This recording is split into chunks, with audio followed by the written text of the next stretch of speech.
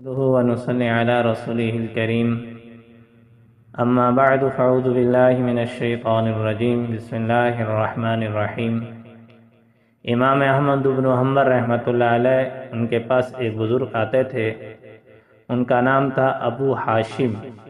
امام احمد بن حنبل رحمۃ اللہ علیہ ان کو ابو حاشم صوفی کہا کرتے تھے، اور یہ صوفی کا لفظ امام احمد بن حنبل رحمۃ اللہ علیہ کی فقیہ زبان سے نکلا ہے۔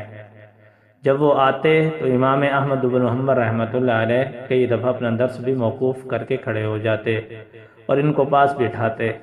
اب طلباء کے دل میں اشکال ہوتا کہ امام صاحب رحمۃ اللہ علیہ اتنے بڑے عالم جبل العلم، اور یہ تو ایک ذاکر شاغل بزرگ ہیں، ان کے لیے کھڑے ہوتے ہیں اور درس بھی کئی دفعہ چھوڑ دیتے ہیں، ان کی باتیں سنتے ہیں۔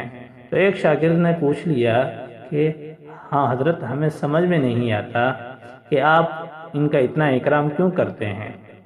تو امام احمد بن حنبل رحمۃ اللہ علیہ نے بڑا عجیب عالمانہ جواب دیا، فرمایا دیکھو، میں عالم بکتاب اللہ ہوں اور ابو حاشم عالم باللہ ہیں، اور عالم باللہ کو عالم بکتاب اللہ پر فضیلت حاصل ہے۔